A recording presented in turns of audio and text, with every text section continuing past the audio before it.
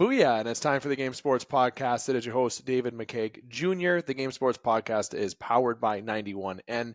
That's 91 Network. 91 Network is a YouTube channel. Head on over to 91 Network to check out all of the previous editions of the Game Sports Podcast, as well as catch all of the great content on 91N. Like I said, ourselves, there's the Average Jocks podcast, the Bitter Rivals podcast, Full-Time podcast, Strong Minds podcast, the Packstack Project podcast, and the list goes on. So head on over to 91N. Again, that's 91 Network. If you're currently doing a podcast and you're interested in joining the community, or if you're interested in launching a podcast, just send an email to 91networkssm@gmail.com. Again, that's 91networkssm@gmail.com to get the information you need. Now, the Game Sports Podcast is also looking for sponsors for its podcast. So if you're interested in sponsoring the Game Sports Podcast, we are still going by our previous email. That is the Game Sports Show ssm@gmail.com, or you can simply just send an email to 91networkssm@gmail.com, and they will forward the email directly to me, as well as I have access to see that, of course, as well. Again, that's 91 Network that the Game Sports Podcast is powered by. Check that out today. Now, if you are a social media person, you like Instagram, Facebook, TikTok, whatever it may be, make sure you head on over to TikTok in particular and search at the Game Sports Podcast, as well as Instagram, and make sure you hit follow, subscribe, wherever you hear us, wherever you see us. We appreciate the interactions, the likes, as well as the subscribes and follows. It goes a long way, and this content is a lot of hard work put in by yours truly and the family of the game, as well as the family of 91N. So we appreciate all the feedback, interaction, but as well as the follows and subscriptions as well. Now, this is the second recording of this week's Game Sports Podcast content. You can check out the previous edition of the Game Sports Podcast that was recorded on Monday, uploaded on Tuesday, that was titled William Nylander Secures the Bag.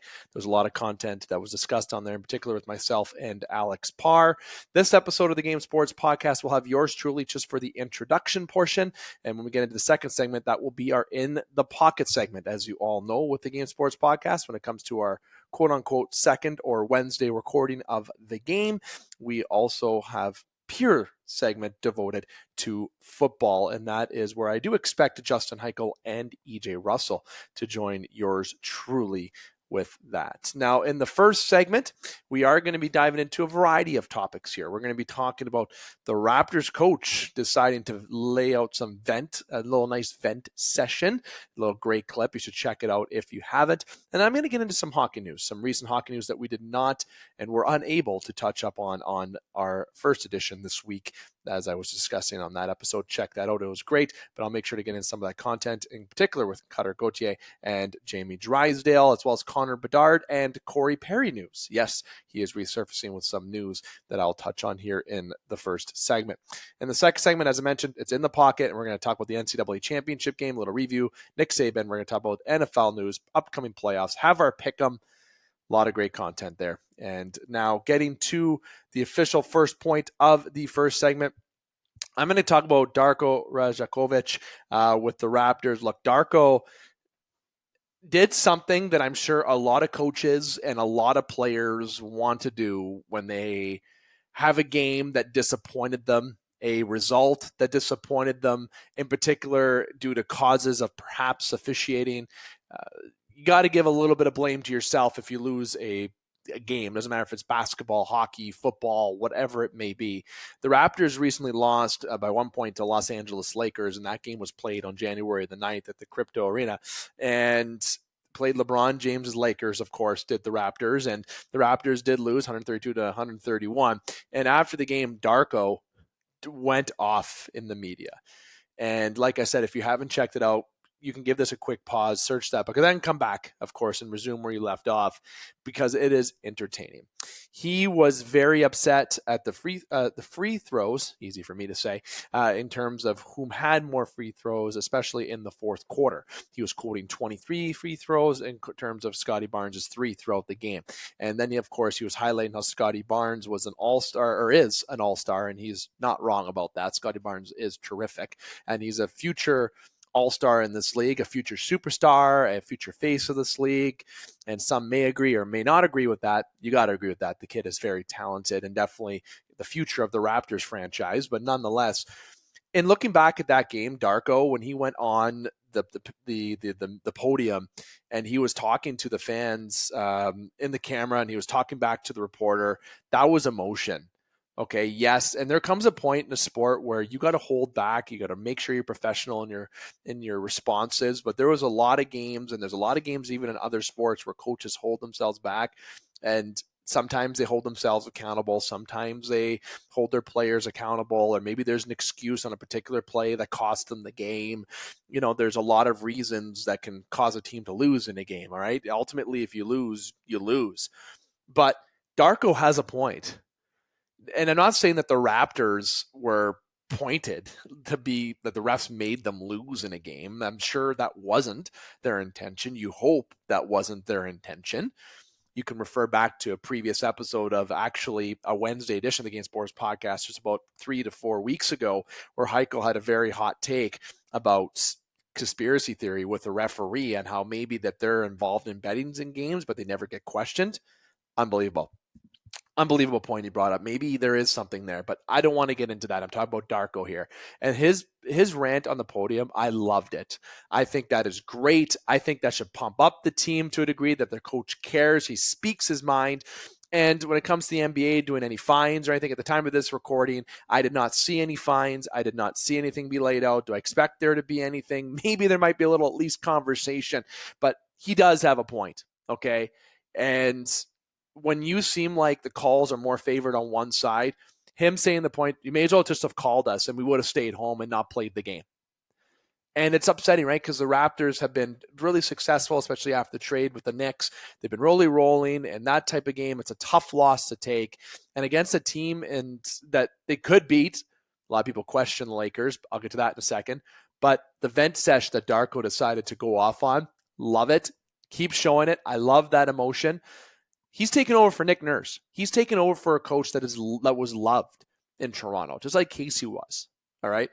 When Casey was moved on by the Raptors, you look at Nick Nurse and you're like, well, who's this guy? Right? Is this guy going to be the guy? And look, that is the guy that led the Raptors to a championship along with a great team. But he was a great coach. Heck, he was on Murdoch Mysteries. Okay. The guy is loved in Toronto. He is arguably the best coach the Raptors have ever had. Okay, there's a lot of good coaches that have come to the Raptors, but arguably he is the best coach. You can look at statistics, etc. But Darko, this is a guy who is obviously liked by the Raptors management. He's emotional. He cares about the game, and he's going to speak his mind. And I love it. The refs, brutal calls, soft calls, missed calls in that fourth quarter in particular. And Darko's rant, warranted, loved it. Keep that emotion up. We love that in Toronto. And sports loves that, and I love talking about it on the podcast as well. I said I would say something about the Lakers. I'm going to keep it as brief as I can. I got another couple topics I want to get to before I get to our jam-packed segment 2 here on the Game Sports Podcast, powered by 91N, and that is the Lakers. Look, they won the in-season tournament. Since the in-season tournament, they haven't been so hot. They've been cold. You got LeBron. You got Anthony Davis. You got a good team there in Los Angeles. The GM, who we all know who the GM of that team truly is, and heck, even the coach, LBJ himself. But this is a team that won the in-season tournament. Yeah, people look at the in-season tournaments. It's something new, and does it really matter? Is it going to translate to success? Well, if you look at the conference right now, where the Lakers stand, they're just hanging on to that bottom spot, right? And it's actually really interesting in terms of where they stand in the standings, because I truly thought they'd be at least a top 8. That's something that you expect from a team that has LeBron James, Davis, and has a good team like that. But they haven't been able to live up to that. But here's the thing about the Lakers. LeBron is the oldest guy in the NBA. Unbelievable. You can think back at what he started with the Cavs. I can't remember when he got drafted. Like my early teens, who is this guy? And he's unbelievable. But he is still number 2 to Jordan. I don't care what anybody says. Let me below if you disagree. But that's my point. There's experience on this team. These guys have won. Yep, they won the in-season tournament recently. They've won a championship with the Lakers. Look, the Lakers, maybe if something doesn't turn around, they don't make the playoffs. And then what do you look at? Nothing. Nothing's going to matter. This is LeBron's team, and it's going to be like that for the remainder of the season. And they will get into the playoffs, at least to the play-in. And I think if they get into the play-in this year, I think you got to watch out for them. That experience is always dangerous. LeBron, like I said, he'll find that fifth gear. Davis can find that gear and they can get back on track. And heck, it's still early in the season. They can bounce back. Lots of time left for the Lakers to bounce back. I still do think that they are a playoff team. I still think they can make a run in the playoffs. I don't think they're champions by any means, but I think that experience is going to put them to a different level in the playoffs, you would expect anyways. Going to the NHL, on our first edition this week, which would be the Monday recording where I mentioned William Nylander secures the bag is the title of that podcast. We talked a lot of hockey in there. And Connor Bedard's injury was known, but there was a trade that was broken right after we recorded the podcast. And as of today, there's more news coming out as we're coming. I'm trying to keep an eye on the tickers just in case I do miss something. I'm trying to keep an eye on text messages with some friends that are sources to all the leagues and seeing if I get some texts because they know that I'm recording today. But the Connor Bedard breaking his jaw is so unfortunate, right? Young kid. But it makes me look back at Connor McDavid in his first year, collarbone, right? Out for 3 months or so, give or take. And he still finished strong in the season. And ultimately, it did come on the bad end of any accolades at the end of the year. But this is still somebody that bounced back in his career. And look at what he's done, right? I'm not saying Connor Bedard is Connor McDavid. And if you look back at the first episode in September or so, I actually said that I thought Connor Bedard was more like a Steven Stamkos. But watching him more, I think my prediction might be a little bit off as he transitions. He is certainly going to be that generational talent that we expected. I still don't want to give him that Crosby or level or McDavid or anything like that, but he's certainly going to be the top point getter in the league next to McDavid for years to come. But this is something with Connor McDavid. With Connor Bedard rather, and Connor McDavid compared. Connor McDavid's a bigger body. Okay, he has that speed. He is faster than Connor Bedard. All around better player. So the heck, that experience, age, it all comes when you grow into it. But going through open ice, Connor Bedard was able to do that a lot, right? And Kevin Bieksa touched on this as well as many other media outlets. So this not going to be the first time you hear this, I assume. But if it is, Connor Bedard, when he was playing in the WHL, this is somebody who was going around the ice, literally going in open ice. Heck, his head was down a couple times. He's doing the dangles. He's putting it through his legs. He's going around guys easily. He's not getting hit as much. Look, it is the NHL. It's a different animal. You get into open ice. I don't think Smith's hit was dirty, and I'm sure people will agree with me on that. Sure, maybe been a little bit high height difference, right? But Smith is doing his job, finishing his check, and no one should be treated differently. Crosby, McDavid, Matthews, those guys don't need to be treated differently. Yes, the team can respond, and obviously Foligno did, and of course he got hurt afterwards, but this is a team that has young talent on it. And I think Connor Bedard learned a little bit of a valuable lesson in the game. And unfortunately, it's in his first year where he's going to miss an all-star game now. He's going to miss time. People that bought tickets within games the next 6 to 8 weeks, he's not going to be able to be seen, to be able to play. So it's a little bit of upset fan base if they're going to the Madhouse or if they're going to another arena. Again, Connor Bedard out 6 to 8 weeks with the jaw. Look, he learned a valuable lesson. He did. And I think he did go into open ice, assuming that he may not get that check. I think going forward now, this will actually expand his mind, maybe increase that IQ even further in hockey to utilize open ice in a different way and still keep that skill that he has. My honest opinion. Corey Perry is back in the news in hockey. And why is he back? Well, pretty simple. It's not for the previous situation that we all know was, quite out of hands. It went out of hands. We talked about it on the podcast. I know there was some interaction wondering, and some people were wondering how it took us so long and how we went to different avenues of the topic. Heck, we touched on a lot. But of course, it was proven as nonsense. The GM of the Chicago Blackhawks, Davidson, came out and did the talk that he had to do. And we haven't really heard from Corey Perry, right? And Corey Perry resurfaces. Now it's big news. It's big news that he's eligible to sign with an NHL team.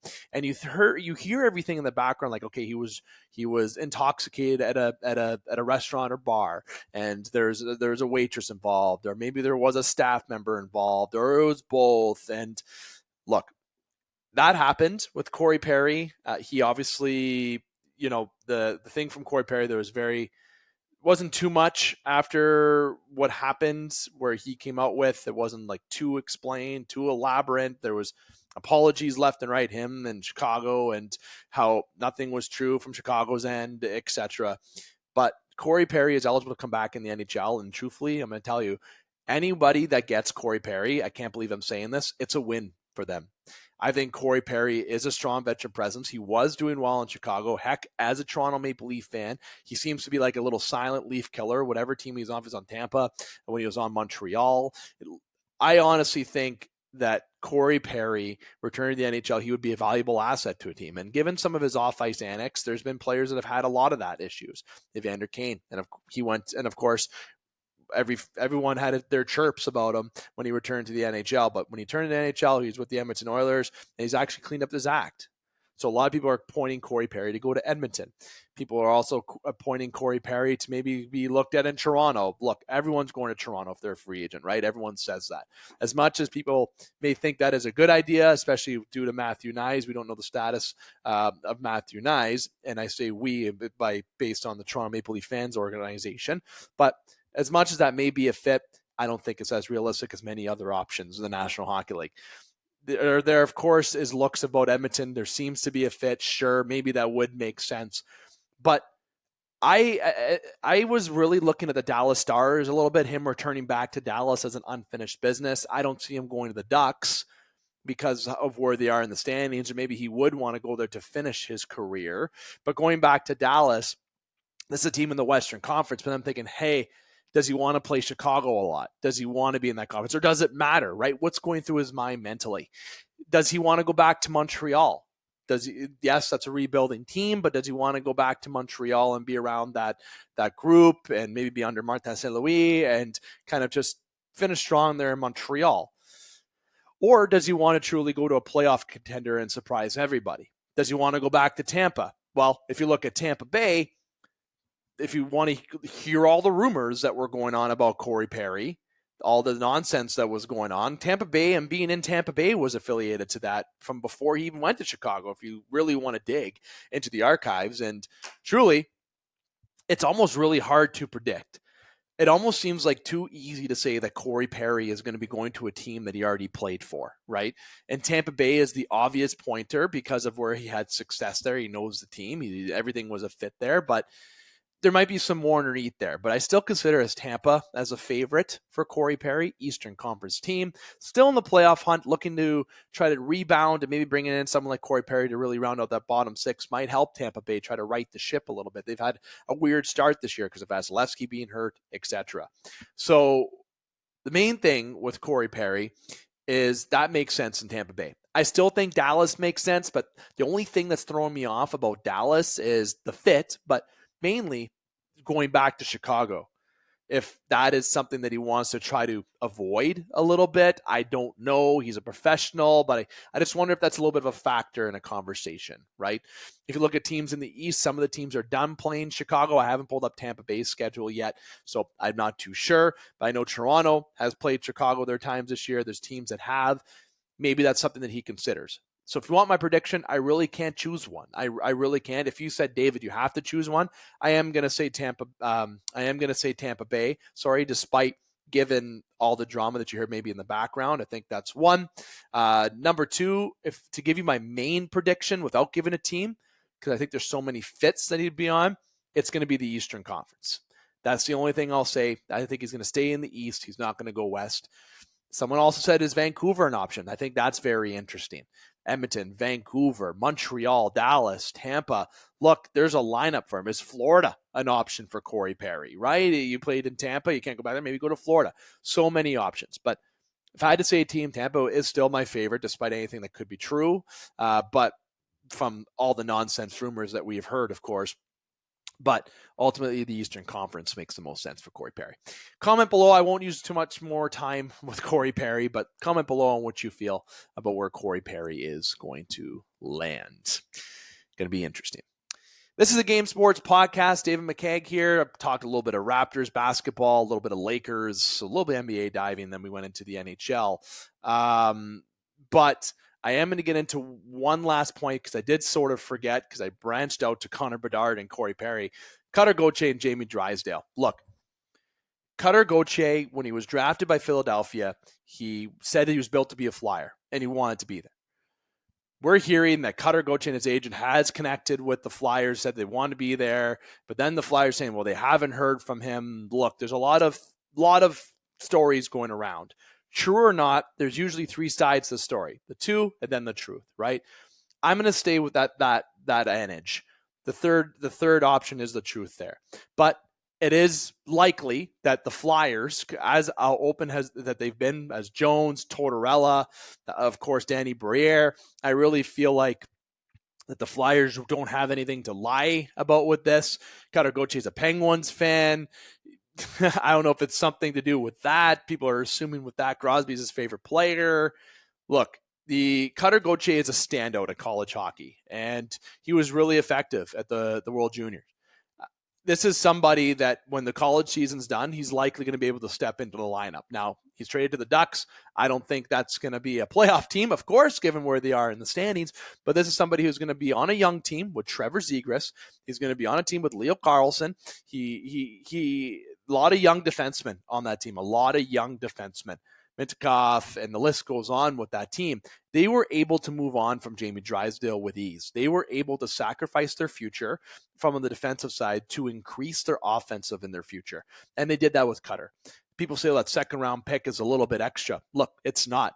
Jamie Drysdale and Cutter Gauthier, maybe that could have been straight up, but adding that seconds, that sweetener for the difference in age, not being in the league yet, and truthfully, Cutter Gauthier might have slightly just a bit better value, even though Jamie Drysdale is a right-handed offensive defenseman, which is really coveted. And he might flourish under John Tortorella. So this could be a very good hockey trade overall. That second-round pick is where it's going to be very interesting for me. Maybe next year, the year after, whoever's drafted in that second round, that's where we can revisit this topic and really see who won the trade. But as of today, I would say that the Flyers lost the trade because I feel like the Anaheim Ducks really increased, but it's really hard to say that. That would really be a 51-49% decision. That's how close it is. So my bold prediction down the road, I think Philadelphia is going to see the win in this trade just from the defensive end and who they draft in the second round. But ultimately with Cutter Gauthier, if this is somebody who does not want to be part of the organization, then you have to move on from this individual. He didn't want to be there. He told you that. Well, after saying he wanted to be there. If I'm Anaheim, I'm a little bit of a red flag with that, but I'm sure trading for him, all that will work out. Philadelphia had a good prospect in Cutter Gauthier. I think, and this is something that we're going to bring into the Monday segment of the week. So we're going to start doing an NHL redraft, and we're going to talk about a topic next week in particular about if a player is traded or if a player is drafted by the team, how they should stay with the team. I'll leave it at that. I'm a firm believer of whoever you get drafted by, start there at least. Give it a go. Show your worth. And then if you want to, when you have the right, then move on. But heck, Lindros, many players have requested a trade, and they do get what they want. Not a fan of that. I think it looks bad on the player, but there must be reasoning. And based on what they released, they said it was personal matters with family.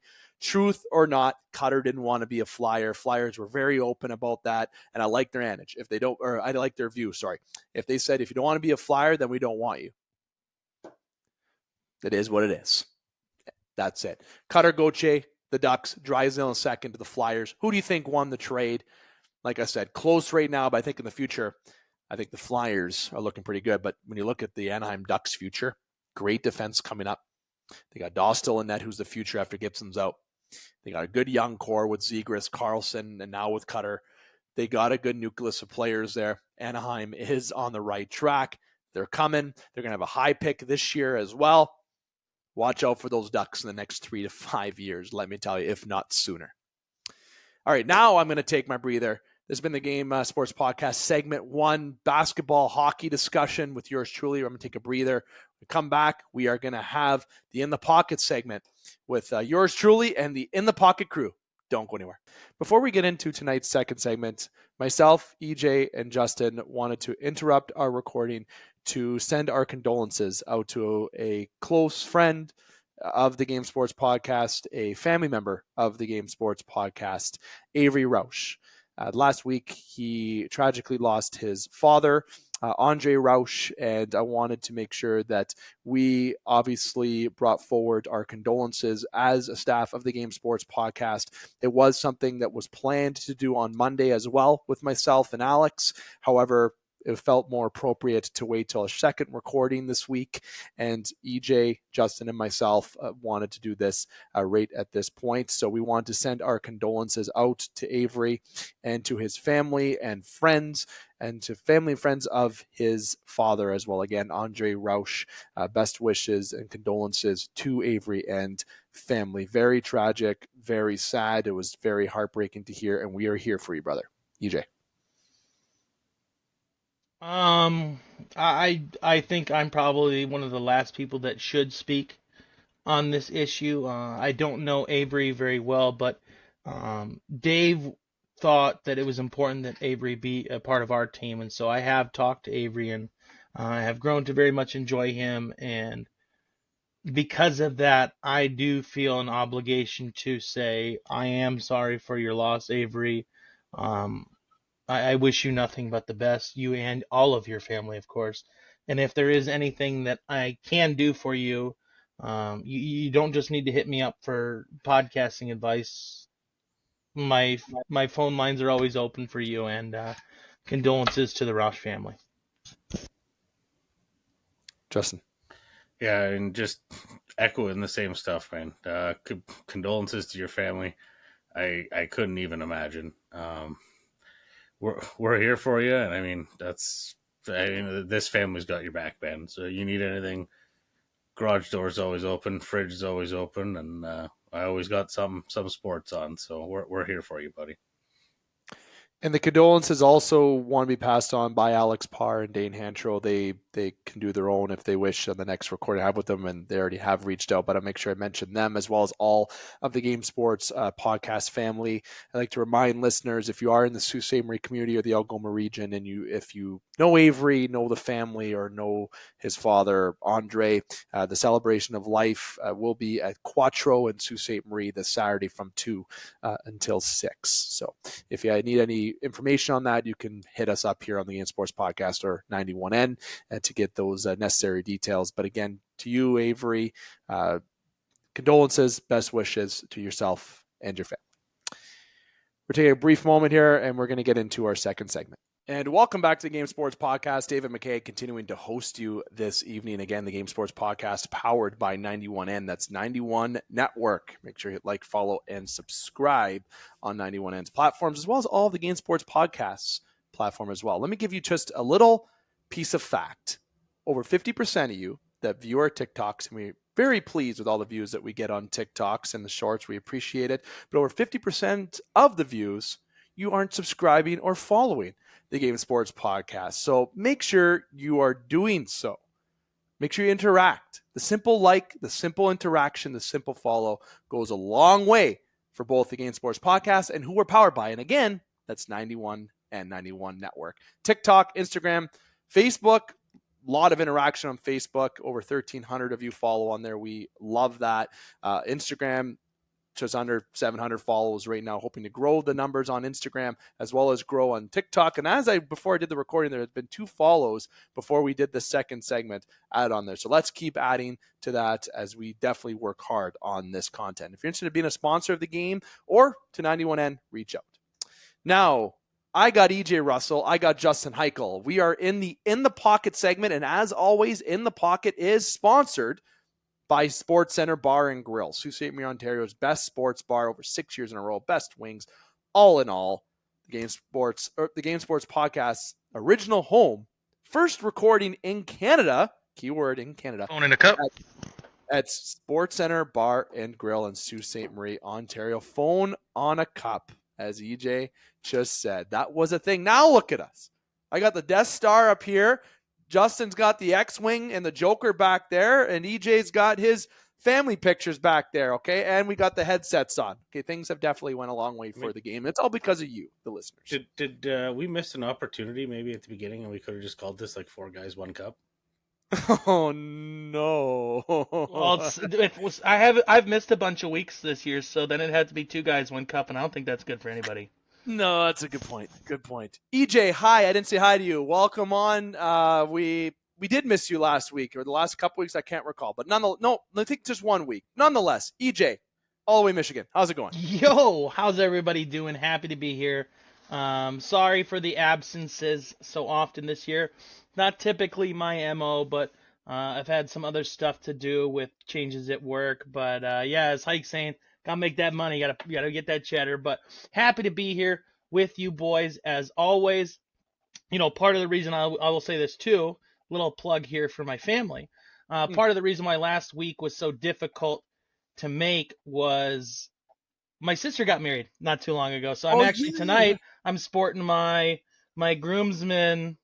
Hold on, don't spill any. My groomsmen little Yeti can koozie here. So my sister Emily, she got married to Austin.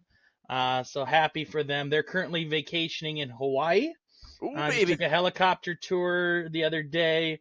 They're meeting actually they got to see what's called a Hawaiian monk seal. There's only like 1,100 of them in the world. They're getting the full shebang. So congratulations to them if they see this, but that's part of why I wasn't here last week. Very much excused and reasonable. But speaking of making that dough, you've been making that dough, and what you do, I'll if you want to do the plug now, give yourself what you do. What do you do, EJ? Fine. Before I'll do a little double plug here because the program that we use to record, can I say the name of it? Yeah. Oh yeah. The program that we use to record is called Riverside, and I work at Riverside Chrysler Dodge Jeep Ram in Escanaba. So if you're in need of any new pre-owned vehicles, you need parts, service, or maybe it is you're driving a car that you just don't understand the technology on, come see me, EJ Russell at Riverside Chrysler. If you want to call, my American phone number is 906-217-2705. Confident to put that on air for you. If you want a vehicle, that's what they do, and he will serve you. They're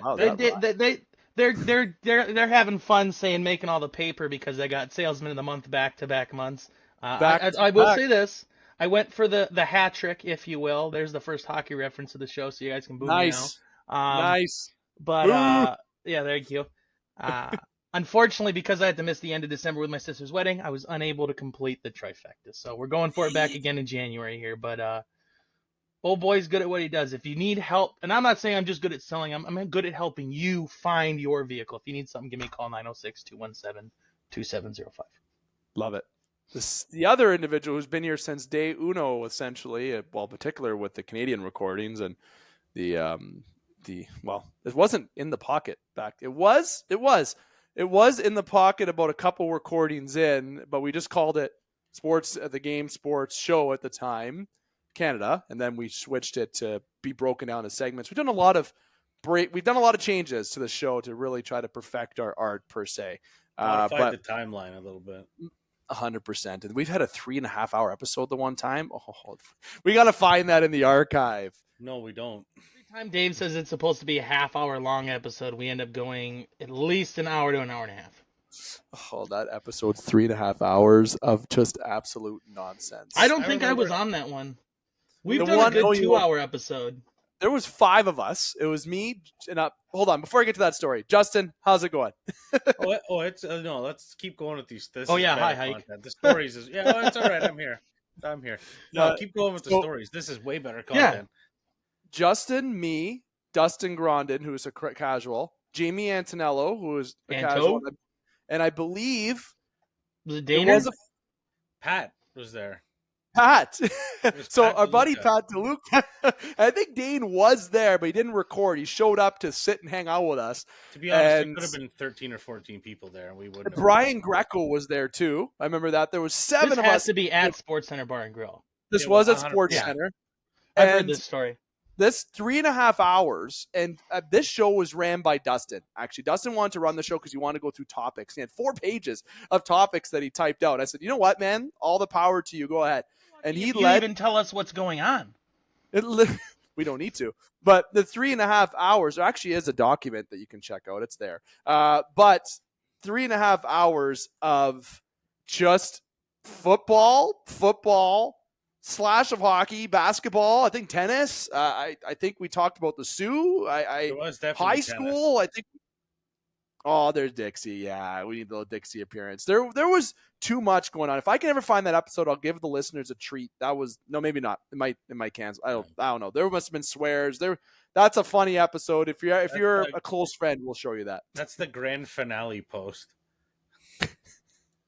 That was the worst episode ever. Fellas, we got an agenda. We'll get to it. We got NCAA Championship. We got Nick Saban, NFL Pick'em. I'm going to go to EJ first. I watched the NCAA Championship game, but when it comes to college football, it's like the World Juniors, second hockey reference, led by Dane. So EJ is the NCAA guy. I ain't taking that thunder. Dane couldn't join us today because he's a big Blue fan and he had other things going on and feeling out of the weather. So this is going to be EJ's show, and I'll be diving into it and hike. I'm sure you had a chance to check out the game too. I never asked you, but it was a great game. If you're a Michigan fan, I feel like Washington would like to rewrite that history a little bit. Michigan seemed like the better team right from essentially the get-go. I think the second half especially, but EJ, going to give it to you about the national championship game. What a season, what a game for the Blue, and to pull it away with the national championship. So when we did this podcast prior to the semifinal, I very adamantly came out and said, I got Alabama over Michigan, I got Washington over Texas, and I have Washington as national champion. I think Michigan, in many ways, almost proved me dead on the money, and here's kind of what I'm getting at. I picked Nick Saban and the Alabama and Crimson Tide in that semifinal against Michigan because it's not many times in Nick Saban's career that he loses twice in a season. Mm-hmm. And he makes the necessary corrections to adjust at halftime, and he showed that in that Michigan-Alabama semifinal game because Alabama started coming back in that second half. But what Michigan showed me in that semifinal game is the ability for that defense to make impactful plays at any moment in the game. I can't remember the last time that I've seen an Alabama Crimson Tide offensive line just get their shit pushed in from front to back for all four quarters like the Michigan defensive line was able to do.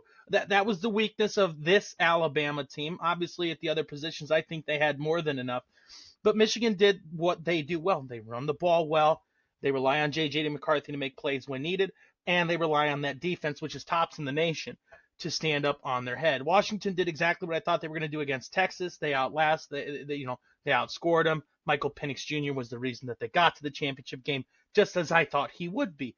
But I thought that Michael Penix Jr. in the national championship game was potentially the most NFL-ready quarterback out of anybody in this upcoming draft. And that includes Caleb Williams from USC, that many think is the number one quarterback in this draft. He's saying that, if he gets drafted number one overall, he wants a cut of the team. He wants a percentage of ownership. Michael Penix Jr., I still firmly believe, is a better quarterback than Caleb Williams. But the Michigan defense, holy cow. Did they answer the bell? Did they answer the call? And they stepped up against what many people were ready to crown as a potential Heisman Trophy winner. And even I was ready to say Michael Penix Jr. was the Heisman Trophy winner this year. I thought that he was the most impactful player on his team. Forget that guy from LSU. Michigan went out and did what they needed to do. J.J. McCarthy, not the same quarterback that we saw 3 years ago against Ohio State when Ohio State said, all right, if you're going to beat us, J.J. has to throw the ball because he hadn't played well. That was kind of the beginning. J.J. McCarthy against Ohio State 3 years ago, that was the beginning of J.J. McCarthy becoming the quarterback and the leader that he is. This is a Michigan team that was focused on the overall goal, despite missing Jim Harbaugh early in the year, despite missing him later in the year, despite all the sign-stealing stuff. This team took care of the noise and handled business and did so in almost a very professional way. In fact, that's why Jim Harbaugh is being mentioned in many NFL head coaching vacancies. The team that I'm hearing get thrown around the most lately is Los Angeles Chargers. Personally, as much as an Ohio State fan as I am, I would love to see him leave. I think that would be the worst thing for him, and I do think that would be the worst thing for the University of Michigan. I am going to say this as I swallow. Actually, let me take a drink before I say this because it's going to be hard. Uh-oh. I know pauses make for great TV. Congratulations to the University of Michigan on winning a national championship. Having said that, fuck you. Coming Go from a Buckeyes. fan of Ohio State. They were the best team in college football this year. What was it? I just saw an interesting thing. They are one of only a handful of teams in the history of football to go 15-0. That includes the Yale Bulldogs in 1894, the Penn Quakers 1897, Clemson Tigers of 2018, LSU Tigers of 2019, Georgia Bulldogs of 2022, and Michigan Wolverines of 2023. I do believe, and somebody can fact check me here, I do also believe that it is the first time in NCAA history that a team has allowed no more than 25 points in any particular game. If I heard that correct today. I actually did hear that. I'll say if people want to let us know below if you want to work when I heard that, but thinking back on the games, that sounds remotely plausible. Sounds pretty accurate. Even if it's not, the fact that we're thinking it is would a compliment to the way that team was run this year. Yep. Hike, what is your thoughts on Michigan? I think it's well deserving. I think it's fair to say. The thing that I was casually watching, trying to get Psycho Sid to bed. She was not into it. Psycho Sid. But that Michigan defensive line, my God, I have not I watched the two bowl games, and I haven't seen an NFL defensive line play like that. Like they were balls, like full throttle every play, absolutely every play, and every single guy's getting through the line. Like these offensive linemen, they're not. And can we compliment their discipline? Not a lot of penalties. Go ahead. It was, as a guy who played defensive line and coached a little bit of defense, it was masterful watching. It was, if you were trying to put a package together of this is how you play defense, that was it. I mean, it was a masterclass in it. I mean, I'm focusing on one aspect of the game, but my God, it was.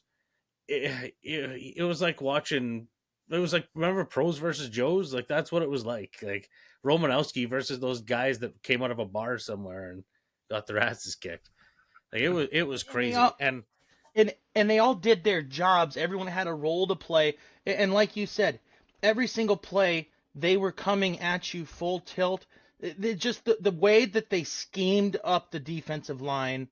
Credit to their defensive coordinator, but also credit to the skill of the players. It was incredible. I have never, ever in my life seen an Alabama offensive line just get shoved around like Michigan did to them.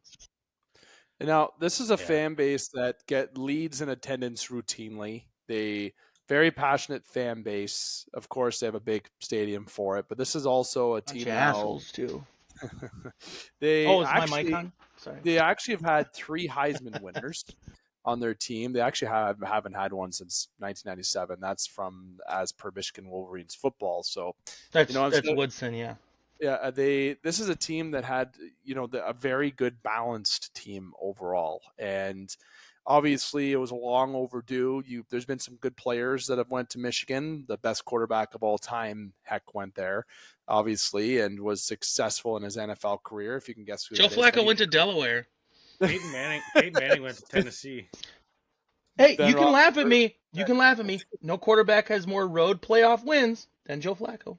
That's just unbelievable. Saying. The storyline that could happen in the NFL with Flacco maybe playing the Ravens, I love it. But if you search the Michigan Wolverines football team right now, when you search them on Google, because I did earlier today to get some of the facts to be straight with you, the fireworks came up, right? The fireworks on the screen. It's really cool. It's all maize and blue fireworks. If you're a fan of the team, good for you, honestly. And Dane Hantro, who is someone on the Game Sports Podcast family, is a big Michigan fan. And finally, this is a team that he saw win for the first time. He hasn't seen his Oilers win. He hasn't seen his Falcons win. He saw the Falcons lose in quite shitty fashion.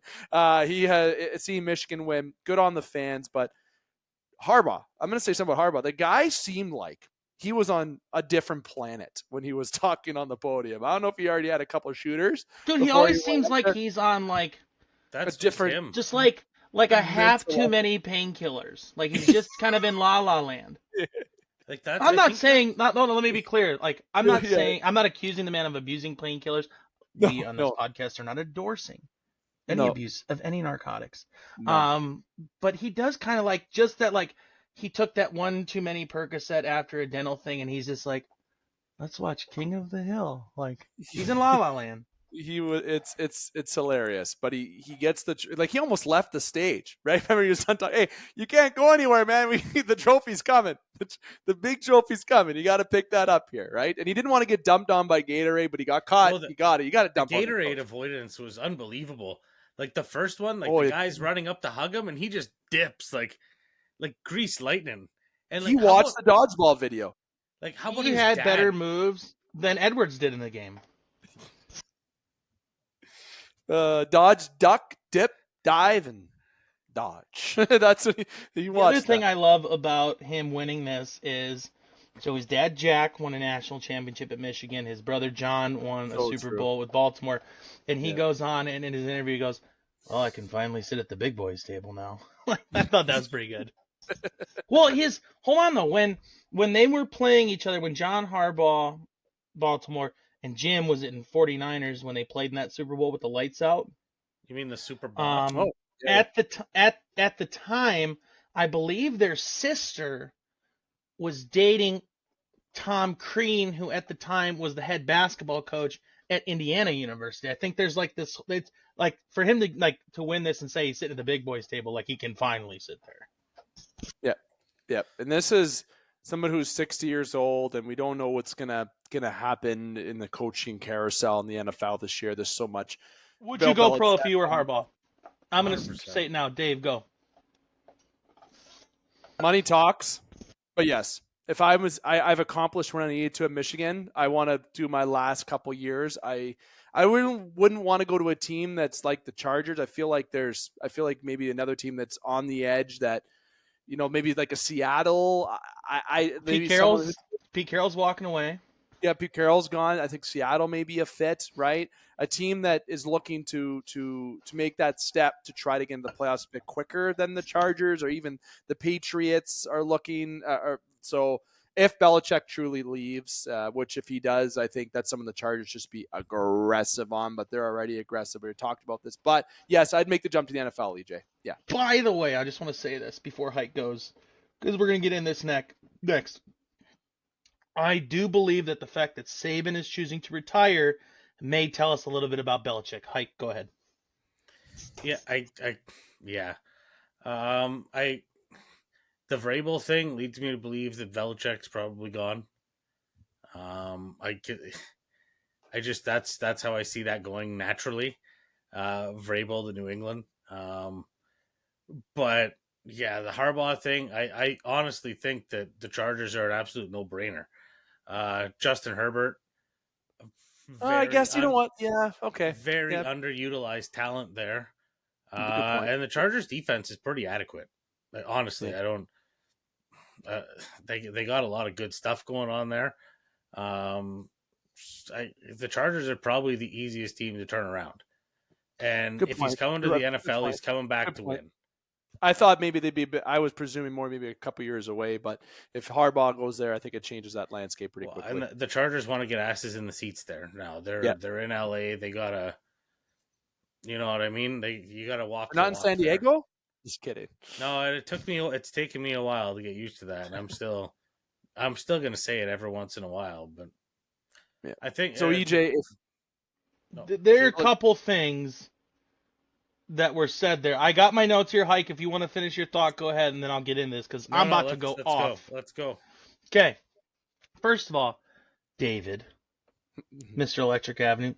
Oof, listen up, buddy, because you're about to get zapped with some facts here. Why, if you're Jim Harbaugh, would you not want to go to a team that has a Mike Williams type of receiver? Why wouldn't you want to go there and play with a Keenan Allen, who's learning from a quarterback on his rookie contract, who's arguably one of the most productive passing quarterbacks of all time? And by the way, he does have a little bit of legs. Oh, by the way, did I mention the fact that they have a Bosa brother on defense and another guy named Khalil Mack, who's the only person in NFL history to make the Pro Bowl at two different positions in the same year? Shall I continue? I think that the Chargers is one of the more attractive jobs. I think that they are a Kansas City slip up away from winning that division every year. I do believe that they're close. And the way that the Chiefs have played this year, I think that the Chargers are a lot closer than many people may believe. So Chiefs are I think that is an attractive. No, they're not. Andy Reid. Yeah, they are. Okay, well, you're wrong because Patrick Mahomes is arguably the best quarterback in the NFL when he's healthy. I mean, he has nobody on his team this year, and he walked through, the AFC West like it was a hot butter through knife. I mean, come on, or a hot knife through butter. I know how to speak English. The other thing, Hike, that you mentioned is the possibility of Vrabel to the Pats. Mm-hmm. I think that is less likely to happen. Here is some news I'm going to put into your medulla oblongata right here in the front of your brain. Okay. Big terms. Ooh, big boy coming out. The more interesting and I think likely storyline revolving around Vrabel that I'm hearing is maybe he goes back to Tennessee for one more year. Maybe. People are starting to be happy with Ryan Day in Columbus. You're telling me that Mike Vrabel, who attended the Ohio State University and won a national championship there, would not be the perfect piece one step out of Urban Meyer, because he would very much be Urban Meyer-like in his dictatorship, I will say, of the team, right? But I think that guys like playing for Vrabel. The head coaching potential is greater from what I'm hearing for him to go back to Columbus than the possibility of returning to the Patriots as a head coach. I do believe that the Patriots, if he goes anywhere from Tennessee, is the most likely option. But the intrigue of him going to Columbus may outweigh the possibility of him going to New England. That's just the buzz I'm hearing, so I'll end on that. That wasn't even on my radar. That's a pretty solid. So here's the thing. I think it's a good transition just for point. Nick Saban announced retirement today, and already as an Oregon fan, hearing Coach Dan Lanning's been floated. His name's been floated around for the Alabama coaching vacancy. But Nick Saban, legend, right? And as I sit here right now, I'm just making sure that I pull up the exact post in terms of stats just to give you, because I did share it in our group of the Game Sports podcast. So let me give you a little bit of 3 facts about Nick Saban, just 3 out of the list. 7 national championships, 6 with Bama, 1 with LSU. Fun fact, if you didn't know that. 5-time SEC Coach of the Year awards. And 297 career wins, 5th all-time. That's 28 years of greatness. That's the exact post from Bleacher Report. And there's been other outlets, TSN, Sportsnet, I'll give them the credit, that have posted more facts if you want to check them out. But this is somebody who is truly, okay, he is the best college, well, in my opinion, he doesn't have the statistics for that. I get that. But in my opinion, the best coach of all time. And as I sit here, sorry about everyone with my camera, I'll adjust that in a second. You can just hear to my voice for a minute. The overall point of Nick Saban retiring, kudos to a champ. He's done coaching. I saw someone post that he's going to go with the NFL. No, he's not. I don't think he's going to the NFL. But Nick Saban retires. E.J, Hike, I'll let you take over this while I adjust my blurry view for a second. Hike, go ahead. I'm unsure on the Saban thing, to be honest. I kind of just think, is he just going on? I didn't see him going off into the sunset on a loss, but maybe that's just where he's at right now. But I honestly don't know. I mean, all I remember from Saban in the NFL is going to Miami, and it was a disaster. But that's I don't know. I think he just go. To me, this is it. I mean, you'll see him maybe as a commentator somewhere. Maybe ESPN throws him on somewhere. I mean, he's already on the McAfee show, and McAfee's on the College Game Day thing there. They're going to use him to replace Lee Corso. Hot take. That's no, I mean, that's a logical fit. Replace that coach is a with pretty coach. logical Or when thing. Peyton Manning gets hired and he has to go into Omaha Sports with Eli on the show. How about that hot as a take? Because EJ, check out the post about EJ thinking Peyton Manning should be a coach. I don't disagree, but I know Omaha Production definitely be on your short list, and you should call him and see if he's interested. You'd be an ass to not make that call. Yeah, I think so too. I agree. Fellas, we'll move on from that. We did invade a little bit of time towards NCAA, but a lot of hot topics in there, of course. Nick Saban retired. I want to make sure I give kudos there. Where's Harbaugh going to go? Where do you think Belichick's going to go? Very excited throughout the NFL season. I know usually when In the Pocket's done, our finale, as I grope my wall for absolutely no reason. If you saw that on video, don't know why. We may have to have a few in the pocket sessions in the off season because of the coaching carousel and the draft. We usually do bonus segments, but I feel like there's going to be a couple extra ones in the off season for in the pocket this year. But the NFL boys, the NFL playoff picture, if you look at the social media pages, people's predictions are all over the place. I've seen one about the Bills winning, and that was actually my favorite to win at the beginning of the season. Overall, the picture is very interesting. And you got a picture that I'm sure Heichel is very upset about. There's a Colts fan. And I'm going to bring up one point. They almost made the playoffs with Minshew. Imagine if they had Richardson. That's all I got to say. Think of it that way, Colts fans. All right, there's a positive there. I know it's hard to take that positive right now, especially on the way that you lost that game because of someone dropping a pass. Bad throw or not, it is what it is. Here's my thought on that. You can't leave it to one pass in the last game of the last 6 seconds of the season. Yep. They lost the season in the game against Atlanta.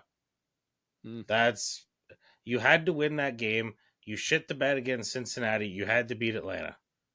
Yep. You were very critical of them after that Atlanta loss. You were pissed. I remember that. They overachieved this year. That's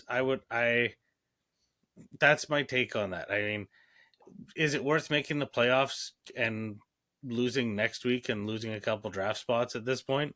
We're still trying to improve the team. So progress was nice. It was fun to have that going into the end of the season. Honestly, the way it shook out, we probably would have ended up playing Buffalo. Maybe would have been an entertaining game, but whatever, man. It is. Is what it is. It's a bummer. It's a bummer that it ends on a shitty pass like that. But whatever. It happens. That happens in sports. You can pull so many sports. That's the fun in sports. You can be. It's way better being on the other side of it. But fuck, sometimes you're on this side, and that's the way it is. And the picture. Somebody finally broke the first F-bomb. I've been waiting. The playoff picture. It's the blue and white team colors that's just it's no good. Yeah, I was actually going to say that earlier, but.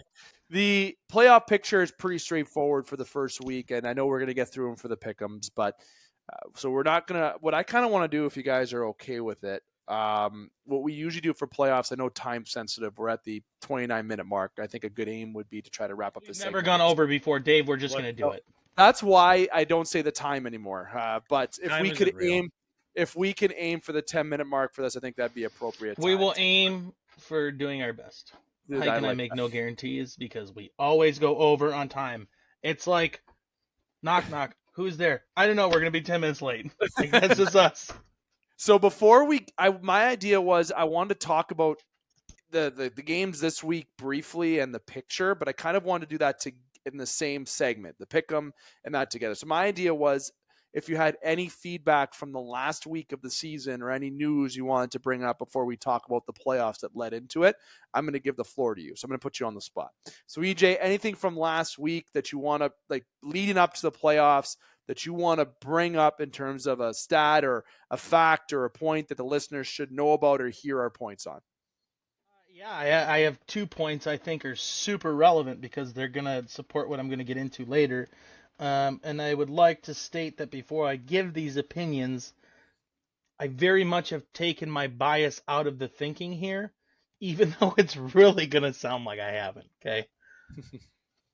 I think that the two most important storylines in the NFL right now are the fact that the Lions lost to the Dallas Cowboys 2 weeks ago the way that they did, and that the Browns are going to the playoffs with Joe Flacco, and both teams lost one game in their last 2 weeks. Why does that matter? Okay. Number one, I am not somebody that believes that any team wants to go into the playoffs with a 6-7 plus game win streak, right? This is the National Football League. There's a reason why there's only ever been one undefeated team in the history of this league. Any team can be beaten on any day. And the Browns, let's talk about them for a second.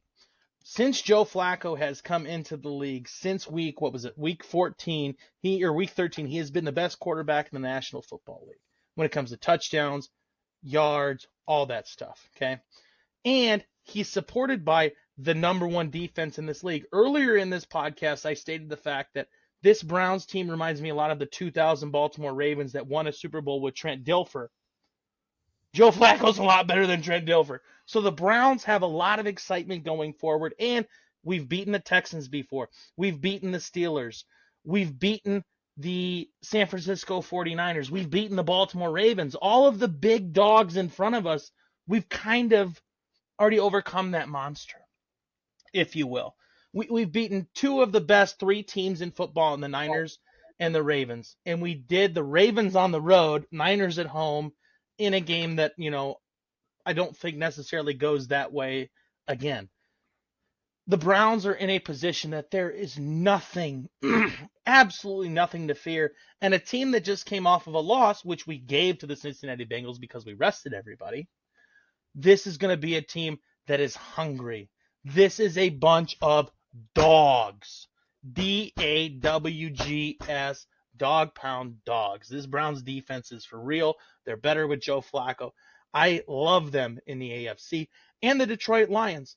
The biggest thing with them is the way that they lost that game to Dallas. And if I'm a Lions fan, I know I'm taking up way too much of this time, but if I'm a Lions fan, I'm super excited right now about the way that we lost to the Dallas Cowboys. And if you're a Lions fan, you might be going, wait, I'm not happy about any loss. That doesn't make any gosh darn sense. I didn't want to do that way.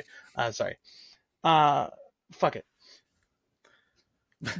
You think Dan Campbell is going to let the Lions lose to the Dallas Cowboys again in the playoffs the way that they lost that game? Dan Campbell's not going to let that come down to a fourth quarter decision. He's not going to let that come down to a last minute decision.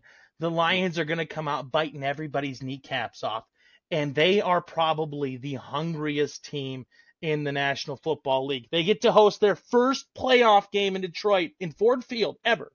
But their first playoff game in Detroit in over 30 years, and they get to line up against Matthew Stafford. The Lions have already come out and said that all Matthew Stafford jerseys are banned from Ford Field. Can't even wear them. This Lions team, and I will say this, out of respect, I hope that you, when Matthew Stafford is introduced, you tip your hat real quick as a thank you, and then you boo him. And that's expected.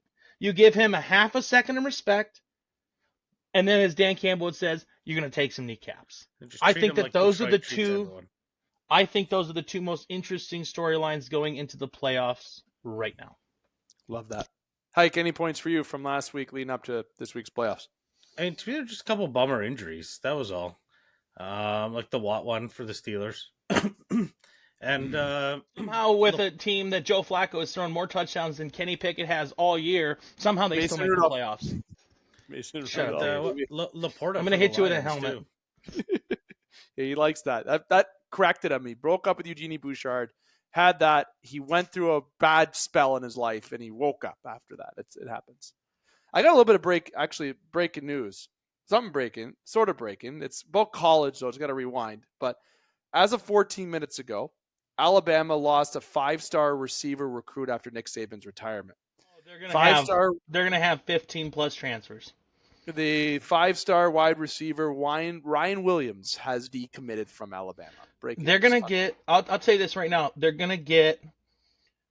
I'm going to say this right now. I'll bet you 10 guys minimum transfer to the Big Ten. This is 100%. Like a huge benefit to the rest of the NCAA. Like that's.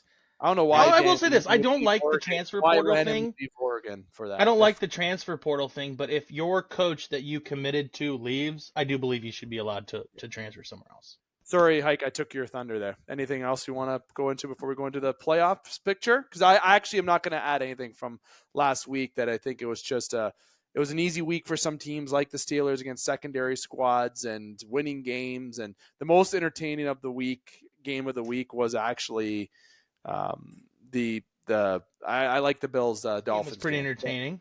I like the Bills Dolphins game the most. A lot of games were entertaining, but my favorite one was for sure the Bills and Dolphins game out of the week. But I mean, to be honest, the one I'm looking forward to most game, this week, Colts game was a riot. Like the fucking fans in Indy were going bananas. even Stroud said afterwards, he said it's the loudest place I've ever played, and I played in college.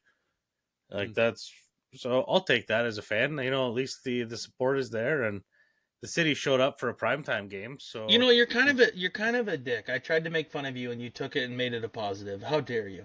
Yeah, how dare you be a light at the end of the tunnel? You son of a bitch. I am trying to be positive here. That's all I got at the end of this NFL season. All right, it's not like the last couple of years where it's like, well, we have Matt Ryan. Well, we have Phillip Rivers. Well, you had Peyton Manning. Yeah. We also, yeah, we squandered. You had Peyton Manning, and I'm preying on Joe Flacco. Okay. Listen, I was about to compliment the Cleveland Browns, saying like this is I'm supporting. Okay, I am out here supporting. Okay, I'm sorry. You know me. I can't resist a joke. All right, the TV was trashing Flacco, and we were at Sports Center for the Thursday nighter a few weeks ago, saying at 38 he's performing miracles out here. And then my buddy Bobby looks over at me and says, "You're 38. What kind of fucking miracles are you performing?" And I can confirm nothing like Joe Flacco. So that is goddamn impressive at what he's doing out there. I understand why he fell asleep on the bench. All right, I get that. But the Browns against Houston this week is going to be an awesome game. The Browns that defense can textbook dismantle pretty well everyone. But the thing I noticed with Stroud is like the Colts linebackers can get in and cause a lot of havoc, but that guy makes plays happen. Like he throws as strong off of his back foot as he does any other. Like it is going to be a fun game to watch, and it's either going to be like one of those like 14-13 or it's going to be wide open.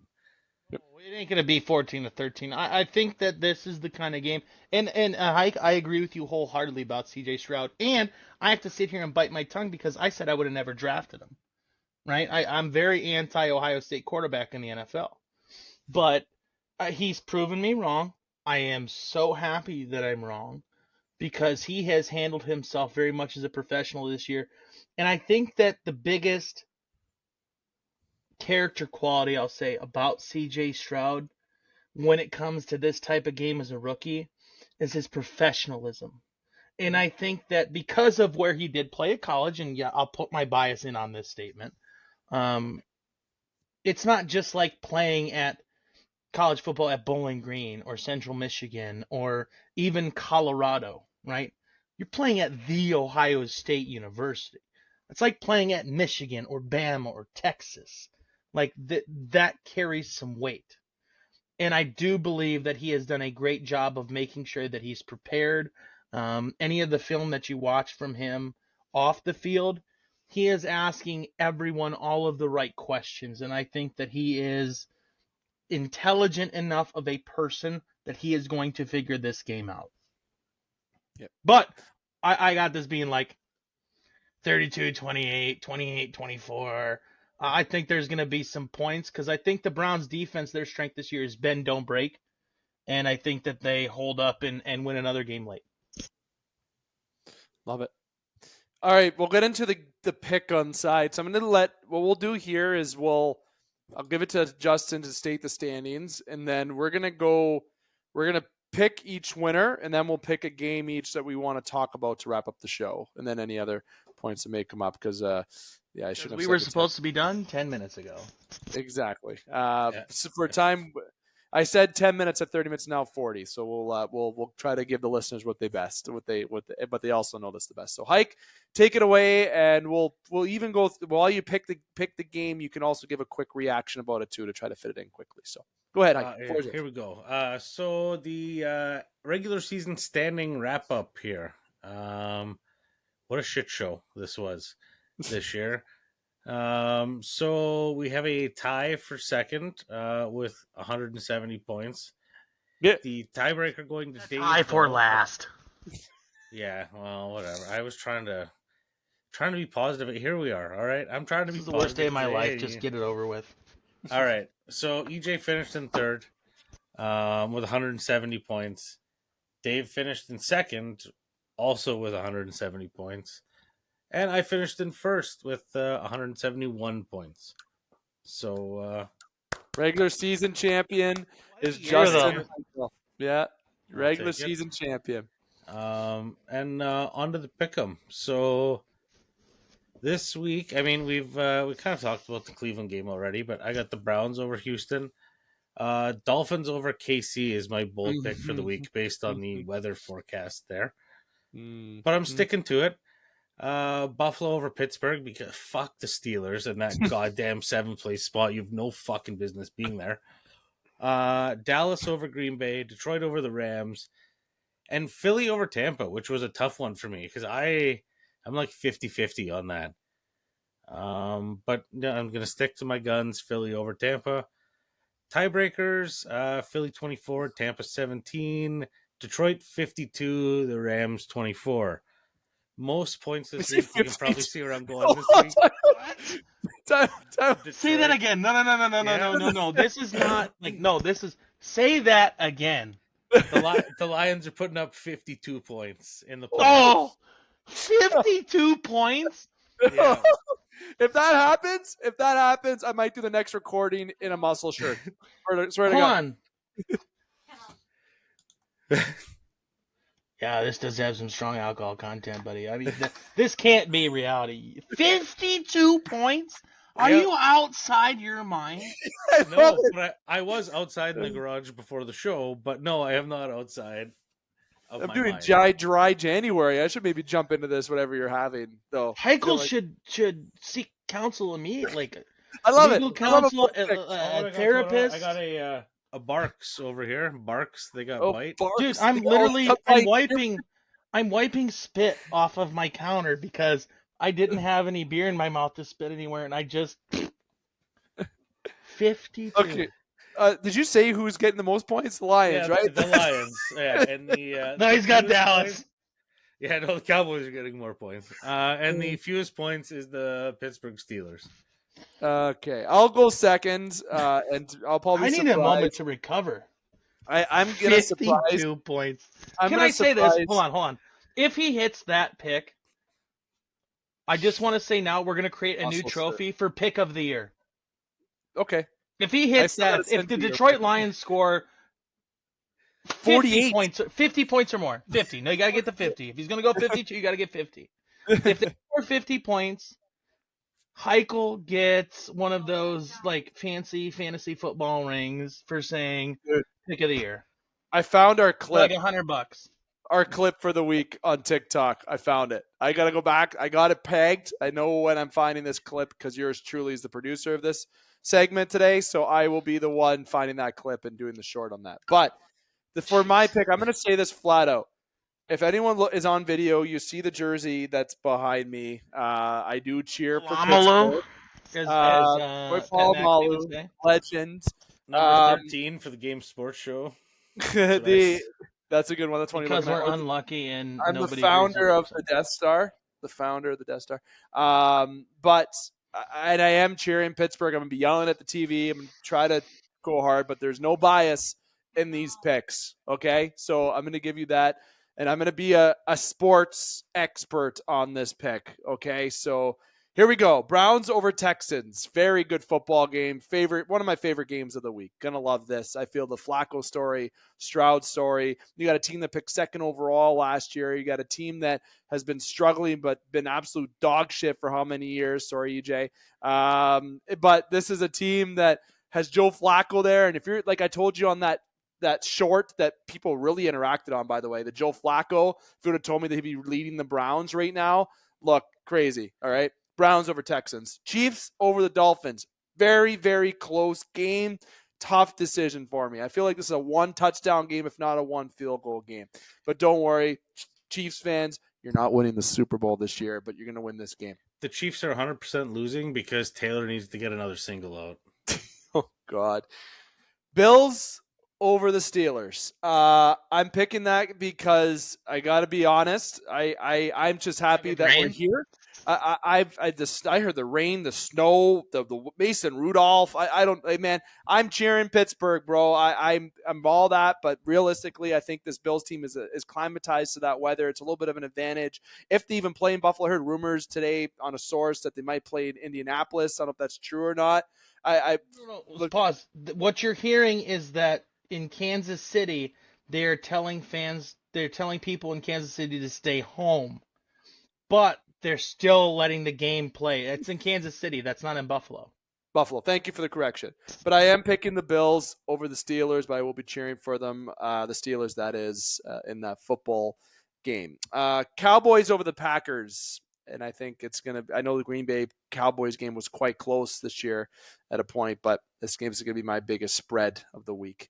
Lions over the Rams. I don't know about 52 points, but I'm dying to see the Lions absolutely run over Stafford and the Rams. Loving that. And then I got the Eagles over the Buccaneers. I think the Eagles they're going to show up in the playoffs. They were in the Super Bowl last year. Playoffs is a different animal. They had their little slump. It's out of the way. They've had their rest. They've done what they needed to do to kind of rebound, wake up, and get onto it. I think the Eagles will pull away with the dub here. 28-14 Eagles over the Bucks. 28-10 Lions over the Rams. I don't know about 52. The scores the most points this week, the Dallas Cowboys. I think the Cowboys are going to hit 38 this week on the Packers. Oh, my neighbor's a Packer fan. I'm not going to hear the end of this, but don't worry, the Packers will get give you the score in that game. The least points this week, well, it eliminates it pretty quickly. The Rams, I think, will have the least points this week. And dare I say, let me give you this meme before I pass it on to EJ. Who would have thought us? Not me. That is the Steelers and Green Bay Packers fans looking at each other right now as we made the playoffs. Trust me, it's not what I expect. I'm just happy to see a playoff game this year. EJ. How much time do I have? Give me a time limit because I got to try to keep this tight. Because otherwise I'll rattle. Just go, and we'll sign off after. We're already 20 minutes over. Let's keep it going. Love that. Browns over the Texans, obviously. I do believe that this is a team that has underperformed on the road this year, but has been playing well with Joe Flacco. In the last couple of years, we being the Browns. I don't play for them, but my team. Please don't mind the wheeze in this thank episode you. a little bit, okay? The Browns have been a quarterback away from winning a Super Bowl for the last couple of years. I think Joe Flacco may fill that void. I actually have the Browns making it all the way to the AFC Championship game, and maybe more if you ask. I got Dolphins over the Chiefs. I don't care what the weather's like there. I think that this is a team that's going to come in with some motivation after losing the division of Buffalo. Give me the Dolphins on the road against the Chiefs. Who have been playing lackluster Chiefs football this year. Bills over the Steelers for obvious reasons because the Steelers are basically like charity at this point. I'm going to do this intentionally. I'm skipping a game.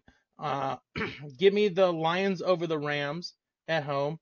Give me the Eagles over the Buccaneers. I have Eagles, Buccaneers, 31-13. I have Rams, Lions being 21 Rams, 28 Lions. The game that I alluded to was the Packers versus the Cowboys. Hey there, Dallas fans. Okay. Hi, America's team. I'm talking directly to you right now. Save Every time you make the playoffs, you might want to put an American flag over my face for this one, because every time you make the playoffs, you fuck up. Green Bay is the youngest team in NFL history at 25 and change years of age to make the playoffs. They're not scared of you. They don't even know who you are because the last time you were relevant, they weren't even born. Give me the Packers over the Cowboys. They're going to win that game on the road. Cowboys screw it up. But if I'm wrong, they're going to score like 45 points and the Packers aren't going to score any. But I'm taking Green Bay in that game because of history and because fuck you, Dallas. That's why. I mean, I found my clips for the week. A loss to the Packers getting McCarthy fired would be absolute poetic justice. Oh, I forgot about that storyline. That'd be great.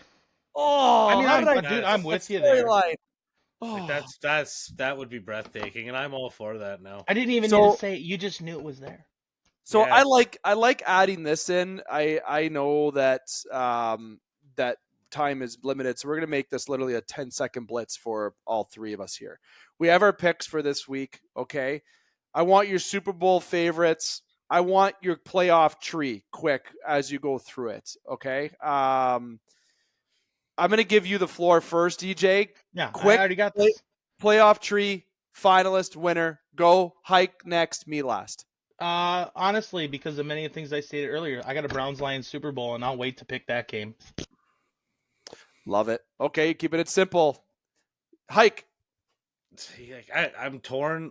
Like, I don't even have a playoff bracket up in front of me, so I'm not sure if it can shake out like this. But I want to see like the Browns and the Ravens play at some point. That'd be AFC Championship. AFC Championship, eh?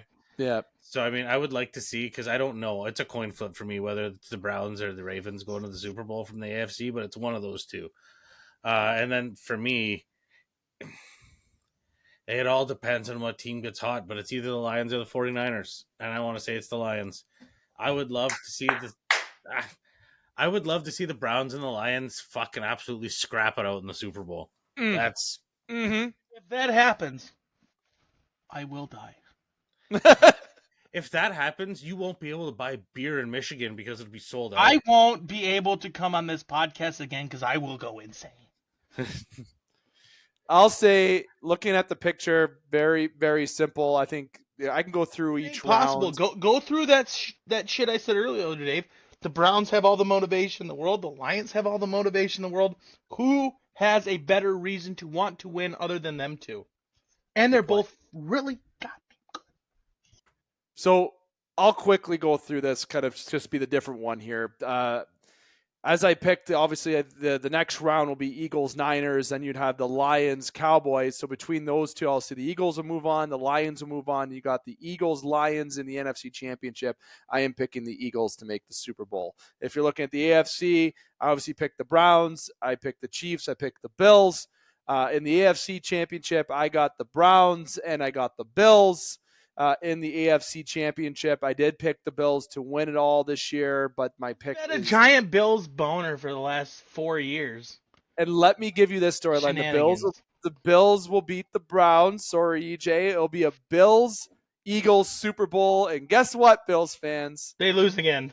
You lose again. I am picking Jason Kelce and the Jalen Hurts train with the Eagles because there's so much doubt right now. There's so much motivation for them to win the Super Bowl. I am switching my pick because now I can, because it's actually the playoffs. Bills, watch. They're going to go ahead and win and steamroll and have a good time maybe, but the Eagles will beat the Bills in the Super Bowl. But next week the next week we'll tell about the next round. 54 minutes. Not bad. Not bad. Our average length of an episode is an hour, honestly, but we're an hour and 20 today. I thought we were going to go an hour and 30 today. Because I was ready to go off. Should have finished it at 52. Yeah. Oh. Why 52? The Lions. 52 points. No, that would have been sweet. Hold on. Like, I know that was supposed to be the clip of the show, like, earlier. Dude, if you fucking hit on 52 points for the Lions, what do I have to do if you hit 52? Like, we got to bet on this. I'm wearing a muscle shirt next episode. That's my. Don't do that. Nobody wants to do that. I'm just trying to get the Lions fans on board. That's all that is. And 52 points was your lean in. 100%. Get him in. And that's why he's a Canadian football fan. This is a safe space. Come on in. This is safe? It's all. We are so mean to each other. This is not safe at all. I love it. I really, dude, I hope you hit that, but you understand, like, you definitely have the biggest balls in the playoffs, or even just saying that. I hope you're right. If any team is going to do it, it's a Dan Campbell coached Detroit Lions. Okay, I'm going to give you one chance to take 52 points back from this week, okay? Here's why. No. I'm going to give you one chance, and here's why. I think if they score 52 points in the playoffs, it's against the Dallas Cowboys, which would be in the next round. Do they blow their wad against Stafford and the Rams or the Dallas Cowboys? I want your answer. Both. They blow the wad on both, bro. No, I know, but they're not going for 52 both weeks. Right. Actually, if they do, I will do the next show naked. I don't think Stafford deserves it for what he put up with in Detroit and all those bad teams. However, I think that's how it's going down. The fans want him to pour it on. He left Detroit. He won a Super Bowl. First of all, Detroit they doesn't traded like him. Let's keep 100%. that in mind. No, but there was He a definitely one. didn't No, want if to you're be there gonna anymore. if you're gonna try to make this storyline up, Detroit traded him away. Yeah, but he Yeah. wanted to go. It was like a silent request. But you can't be mad at Stafford for being traded away. But I could be mad because he didn't get traded to Indianapolis. So I want to see him get Right, down. you went with Matt Ryan. Yeah, that works out. Yikes. Fellas, I'm wrapping us up. We're getting toward the end here. We had fun. We've been 57 minutes appeared time for the Game Sports Podcast. Second And there will be at least 10 minutes of unappeared time because we're going to continue to argue about this. The Game Sports Podcast, powered by 91N. If you're interested in sponsoring the Game Sports Podcast, reach out to the Game Sports Podcast. Email from what I mentioned at the beginning of the show, but as well as 91N. Make sure you hit like, follow, and subscribe on all of the platforms. I want to thank you for tuning in to this, as always, electrifying episode. Average length, usually an hour. Today we're 20 minutes over the length, but so I hope you enjoyed the extra content. E.J. Russell, my friend, thank you for taking the time to join. And you can say who you're going for this week. You can say go. I'm not going to say it, but there'll be some exciting action for you this week to watch. Here we go, brownies. Here we go. Hoo, hoo. There you go. Hike. First off, I am so sorry. As a Steeler fan, I am sorry. I truly am. I did not expect my team to get to this point. I'm sorry that it was. Neither did we. And I use the word we because as a fan, but Pittsburgh Steelers fans are not sorry in general, to be honest. But I know, you guys, if you had Anthony Richardson, I think you guys would have been on the other side of it. I already said that. But nonetheless, you will be cheering for the Lions, it sounds like, this week. And it seems like it's still going to be a good week of football for you to watch, my friend.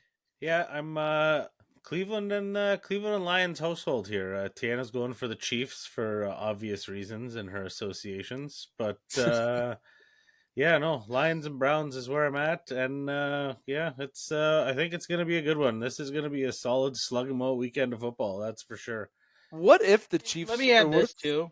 The last 2 years that we've been treated with really good playoff games, is this not another great slate of playoff games? Even if I don't care what the scores are, the storylines are just as interesting. What if the Steelers win the Super Bowl? What do we do on this show? Because even I'm willing to say that that's not going to happen.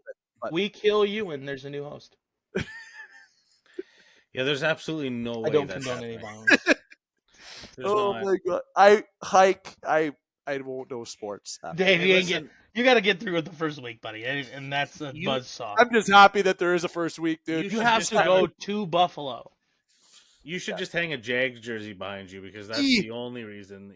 Let's save that for next week because you have to take down that Death Star thing because I go Star Wars first. That's why I put it up there, actually. But nonetheless, fun episode as always, my friends. We're going to be back here next week. Just remind listeners, we may or may not have a show on Monday for a couple reasons. Yours truly is taking place in a local charity hockey tournament, and it may interfere with times because of Alex and Dane. Don't know yet, so keep an eye on our socials for that. There is an upload coming on Friday. Tomorrow, this will obviously be live to YouTube, which is Thursday. But on Friday, the James Cebulski episode is posted. It is here. It is up. It is going to be up. Make sure you keep an eye on that. But nonetheless, all the content we've had this week, make sure you check it out. But again, on Monday, we may or may not have an episode, but we will 100% have a Wednesday show next week. That I can guarantee you. So keep an eye on all of our socials for updated content for that. Fellas, thank you again.